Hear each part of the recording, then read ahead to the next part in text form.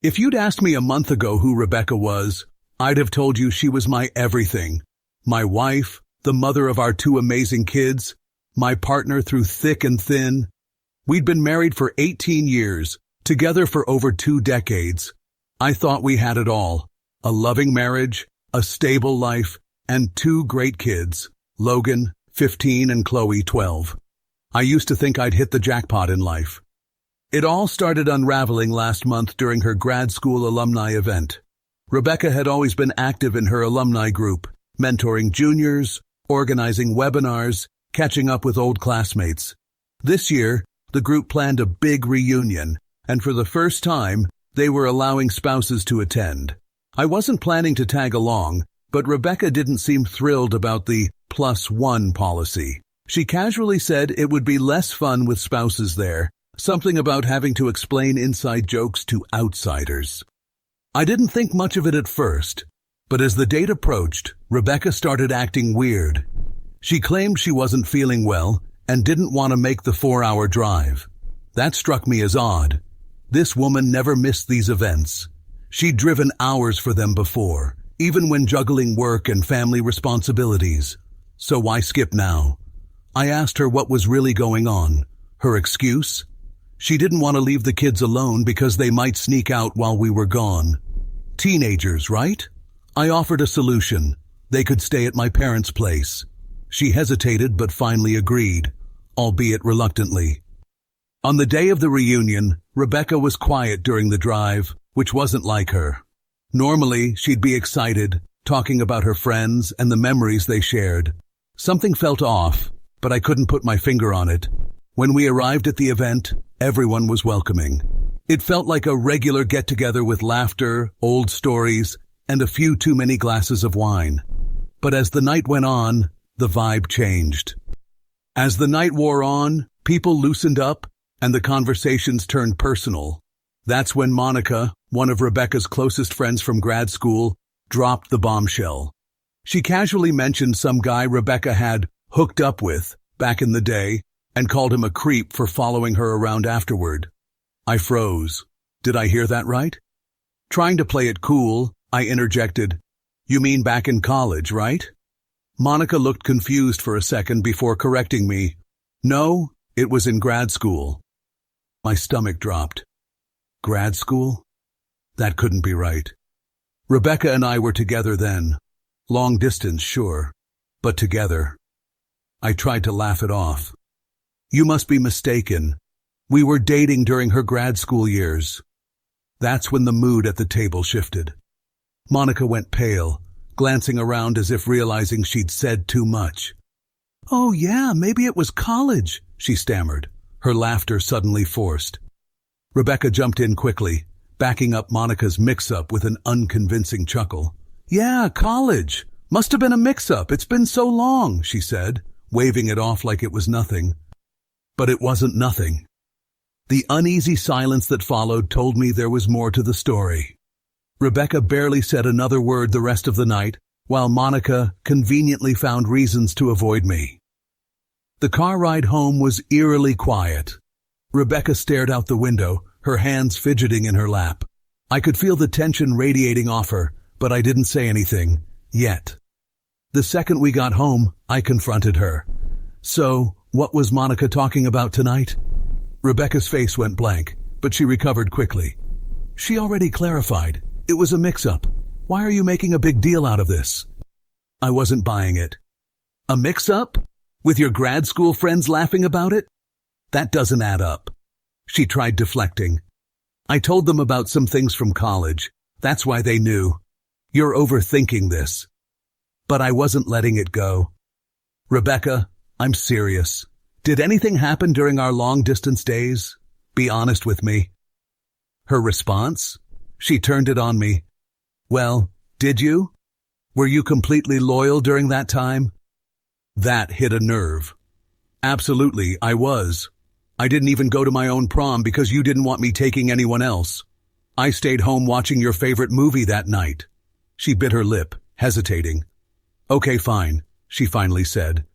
"There was one time, just once. A late-night study session got out of hand." The room spun. "Who?" I demanded. She named him, and I felt like the wind had been knocked out of me. I remembered shaking that guy's hand at a grad school event, thinking he was just one of her classmates. Rebecca tried brushing it off, saying it was a one-time mistake and happened so long ago that it shouldn't matter. But it mattered to me. It shattered the image I'd had of our perfect marriage. I grabbed my keys and walked out, leaving her standing there. I needed space to think, to breathe. I spent the night at my buddy Matt's place. I didn't tell him the full story right away, just said I needed some space from Rebecca. Matt didn't push. He just handed me a beer and let me crash on his couch.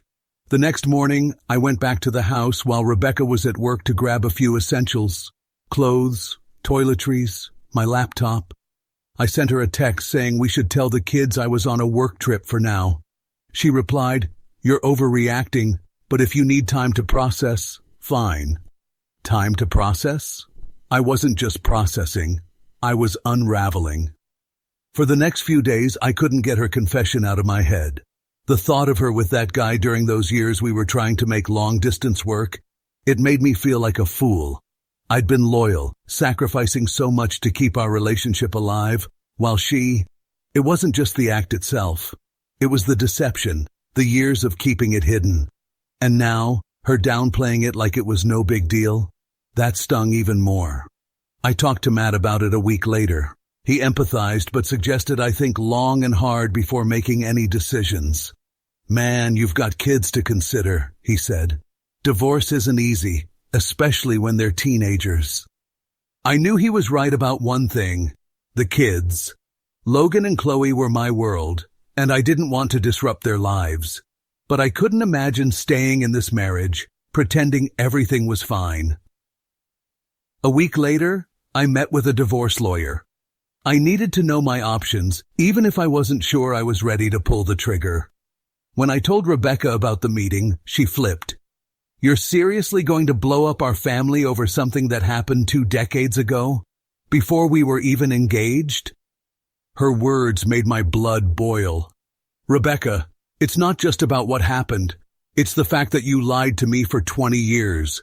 You let me believe we had something real when it was all built on lies." She tried justifying it again, saying it was normal for long-distance relationships. "You act like you're some saint," she said, her tone defensive. "Most people don't stay faithful in those situations." "Maybe most people don't," I snapped back, "but I did. I gave up my prom, nights out with friends, even a normal college experience, all because I thought we were building something together. Turns out, I was the only one trying." Her deflections only made me angrier. She finally asked, "Is there anything I can do to fix this?" I shook my head. "No, I just want this to be over.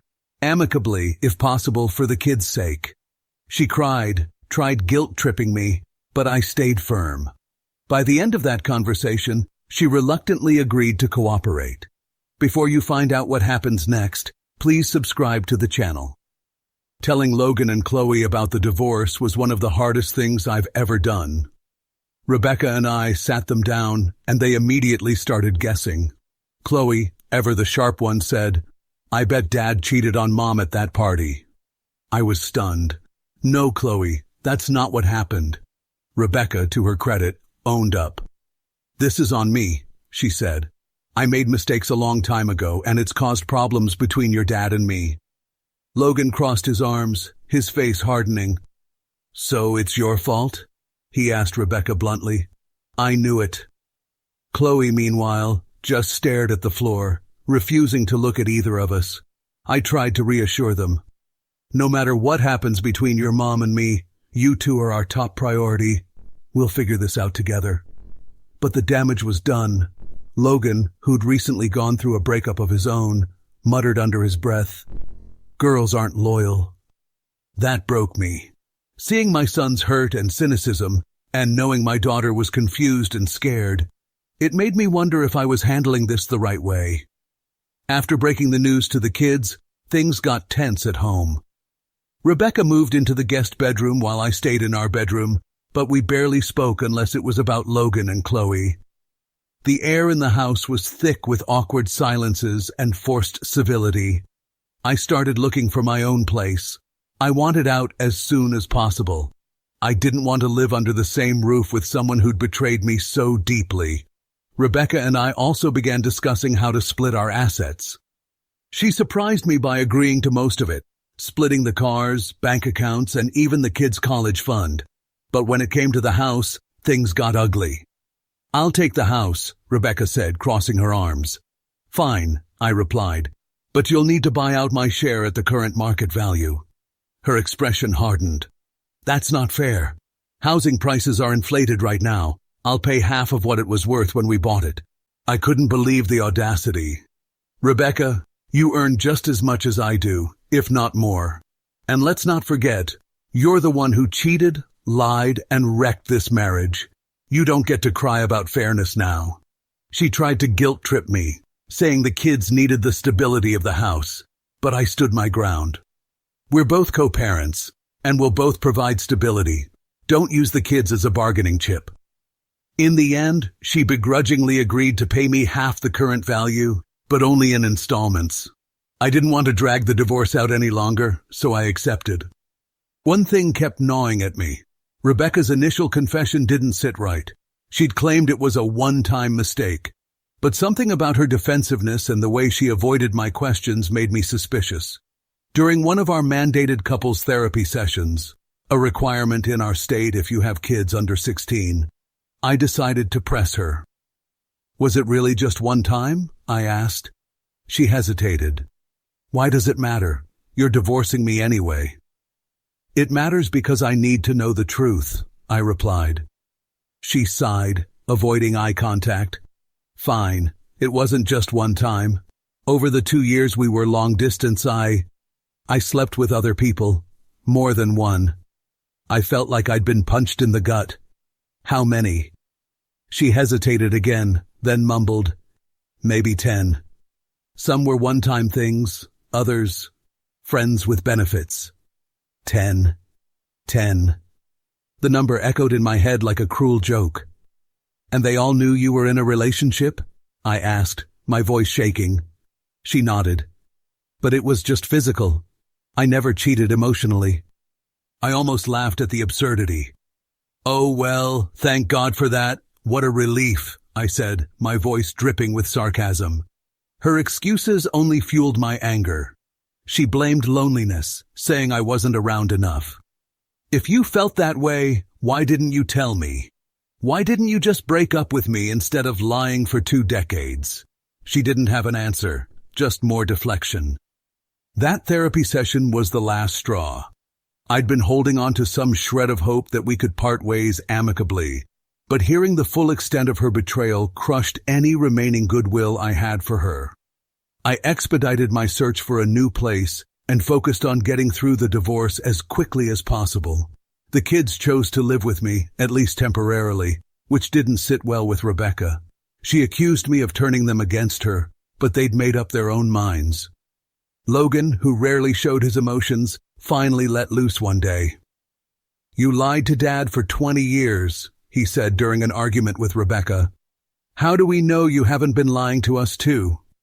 Chloe wasn't as vocal, but her distance spoke volumes. She avoided Rebecca whenever possible, spending most of her time with me. By the time I moved out into a small rental apartment, Rebecca had already started moving on. She claimed she needed me out of the house to heal, but it was clear she just wanted the freedom to date without scrutiny. Meanwhile, I focused on rebuilding my life. Logan and Chloe were my priority, but I also started going to therapy to deal with the emotional fallout. A few weeks after the divorce was finalized, something surprising happened. A co-worker from a different department, Emily, asked me out for coffee. At first I hesitated. "I just got out of a 20-year marriage," I told her. She smiled and said, "Even the newly divorced need caffeine." That small act of kindness made me realize it was time to stop dwelling on the past. I deserved to move on too. Logan and Chloe were supportive, even encouraging me to start dating again. "Dad, you've been through enough," Logan said. "Go live your life." Rebecca, on the other hand, wasn't happy when she found out. She accused me of moving on too quickly, which was ironic, considering she'd been back in the dating pool before the ink on our divorce papers was dry. But I didn't care anymore. For the first time in years, I felt free. Free to focus on myself, free to build a better future for me and my kids. Just when I thought things were finally settling down, Rebecca dropped a bombshell. The day I got the letter, I could barely breathe. Rebecca was claiming she had serious doubts about whether Logan and Chloe were mine. She wanted a DNA test, ostensibly to determine custody, but I knew better. She was playing dirty, trying to shake my foundation as a father to gain control. I slammed the letter down on the counter, pacing the kitchen like a caged animal. My first instinct was rage, pure, white-hot fury. After everything I'd done for our family, she had the nerve to question my place in my kids' lives. "This has to be a joke," I muttered under my breath, reading the words again. But no matter how many times I read them, the reality hit harder each time. When I called my lawyer, my voice shook with anger. "She's trying to use this to take the kids from me. What if the court actually listens to her?" "Ethan, take a deep breath," my lawyer said calmly. "The courts won't take her seriously without evidence. And once you do the test, this whole thing will fall apart." "But what if she's setting me up?" I shot back, my voice cracking. "You don't know Rebecca like I do. She'll stop at nothing to win." "She's grasping at straws," he reassured me. "The results will clear this up." But his reassurances weren't enough. That night, as I sat alone in my apartment, doubt started creeping in. Not about Rebecca's motives, I knew those were as vindictive as ever, but about the unthinkable. What if she was right? I had always believed Logan and Chloe were mine, but now Rebecca's claim had planted a seed of doubt I couldn't ignore. After all, she'd hidden her infidelity for years. What else hadn't I seen? I started replaying moments in my mind. Logan's laugh, Chloe's stubborn streak, the way they both crinkled their noses when they smiled. Did they really look like me? Or had I just convinced myself they did? I felt sick. The thought of them not being mine was unbearable. They were my whole world, the reason I got up every morning. If Rebecca's claim was true, I didn't know how I'd survive it. The night before the test, I found myself on my knees in the middle of my living room. I hadn't prayed in years, but in that moment, it was all I could do. "God," I whispered, my voice breaking, "please, let them be mine. I can't lose them. I'll do anything. Just don't let this be true." Tears streamed down my face as I sat there in the dark, clutching the only photo of all four of us together. When the day of the test arrived, I was a wreck. My hands trembled as I signed the paperwork at the clinic. The nurse handed me a swab and gave me instructions, her voice clinical and detached, as if this were just another routine test. For her, it probably was. For me, it was the most terrifying moment of my life. As I swabbed the inside of my cheek, my heart pounded so loudly I could hear it in my ears. Logan and Chloe would be tested later that day, and I hated that they were being dragged into this nightmare. The waiting was the worst part. Every second felt like an eternity. I couldn't eat, couldn't sleep. My mind was a carousel of what-ifs. What if Logan wasn't mine? Would he hate me for doubting him? What if Chloe wasn't mine? Would I still be able to look her in the eye? What if neither of them were mine? By the time the results came in, I was a shadow of myself. I opened the envelope with shaking hands, my breath shallow and uneven. My eyes darted across the page until they landed on the words, 99.999% probability of paternity. They were mine. Both of them. Thanks to the DNA test, my attorney and I were able to dismiss Rebecca's claims. She now had no formal grounds for a custody review. The relief was overwhelming. I let out a shaky laugh, then sat on the couch and cried, this time out of pure, unfiltered joy. But the victory was bittersweet. Rebecca's stunt had left scars I wasn't sure would ever heal. When I told Logan and Chloe about the test, Logan's reaction was explosive. "She actually said that?" he shouted, pacing the room like a caged animal. What the hell is wrong with her? Chloe, sitting quietly on the couch, finally looked up. Does she even love us? She whispered, her voice trembling. Of course she does, I said, trying to reassure her. But even as I said the words, I wasn't sure I believed them. Logan crossed his arms, his face hard. She's lost her damn mind. I don't want anything to do with her. After the DNA test fiasco, Rebecca's relationship with the kids was practically non-existent. Logan refused to talk to her, and Chloe only responded in monosyllables. But Rebecca wasn't done wreaking havoc. A few weeks later, I was out on another date with Emily.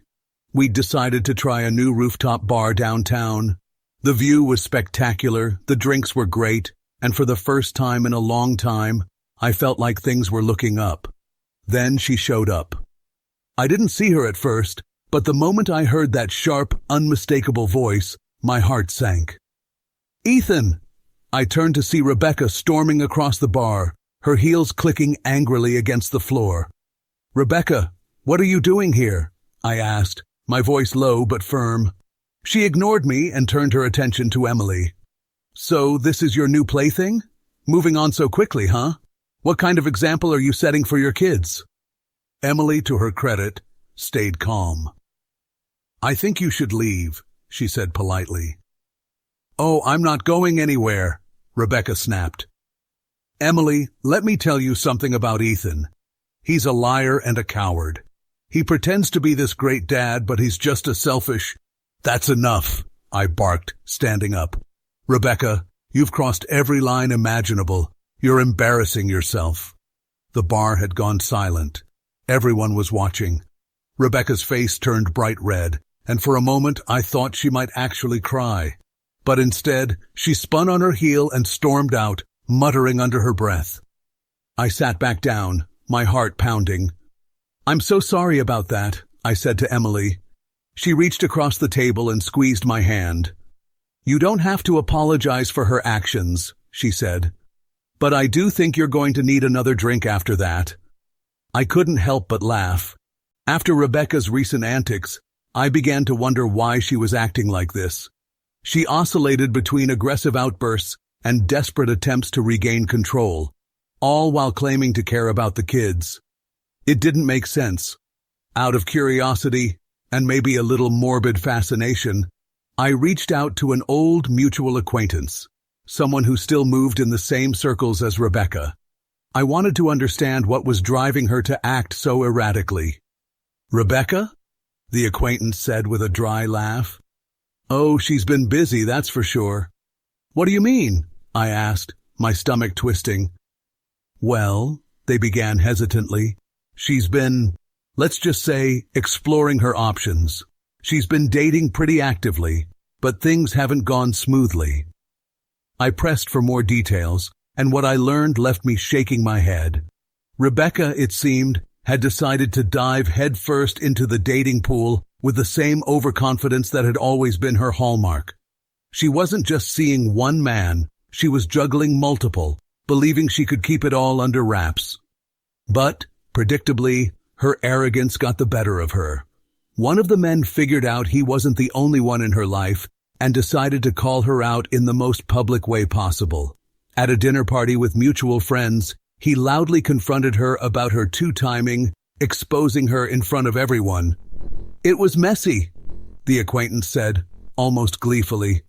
She tried to play the victim, but no one bought it. People are talking. I didn't feel satisfaction exactly, but there was a grim irony in the situation. Rebecca's facade was cracking, and she was facing the consequences of her choices.